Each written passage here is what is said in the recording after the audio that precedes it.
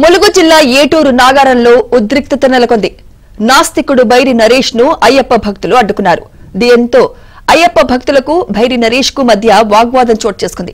ఈ క్రమంలో అయ్యప్ప భక్తుడు నరసింహరావుపైకి బైరి నరేష్ వాహనం దూసుకెళ్లడంతో స్వల్ప గాయాలయ్యాయి. చికిత్స కోసం అతన్ని ఆసుపత్రికి తరలించారు.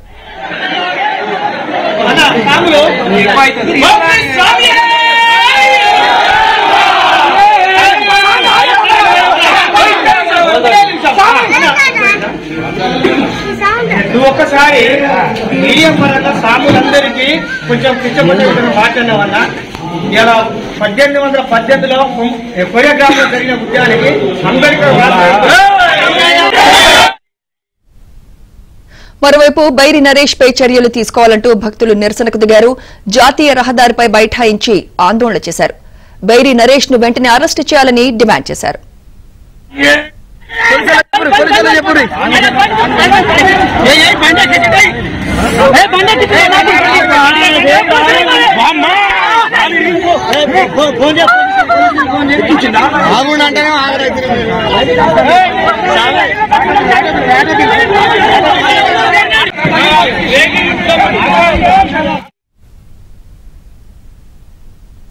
రైట్, ఇదే అంశంపై మరింత సమాచారం మా ప్రతినిధి నవీన్ అందిస్తారు. నవీన్,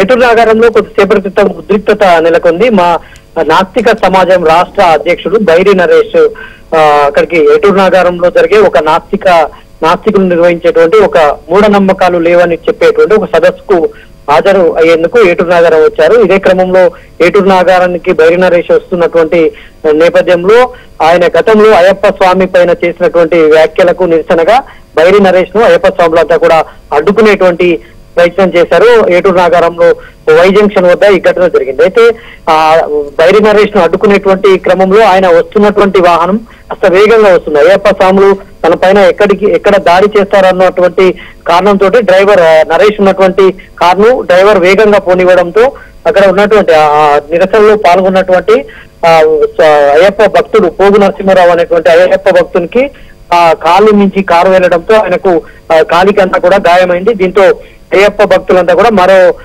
మరికొంత ఆగ్రహంతో బైరి నరేష్ పైన దాడి చేసేందుకు యత్నించారు. వెంటనే అక్కడ ఈయనను సదస్సుకు ఆహ్వానించినటువంటి వారైతే ఎవరైతే ఉన్నారో వాళ్ళంతా కూడా అడ్డుకునేటువంటి ప్రయత్నం చేశారు. ఈ క్రమంలో అక్కడ తోపులాట ఉద్రిక్తత నెలకొంది. బైరి నరేష్ ను డౌన్ అంటూ ఆయన వెంటనే అయ్యప్ప భక్తులకు క్షమాపణ చెప్పాలి, ఆయన పైన చట్టపరమైనటువంటి చర్యలు తీసుకోవాలని అయ్యప్ప భక్తులంతా కూడా డిమాండ్ చేశారు. ఈ ఇటు మూఢనమ్మకాలు అంటే నాస్తికులు ఒకవైపు, అయ్యప్ప భక్తులు ఒకవైపు, రెండు వర్గాలు పరస్పరంగా అక్కడ వివాదం చేసుకోవడంతో పరస్పర తోపులాట కూడా జరిగింది.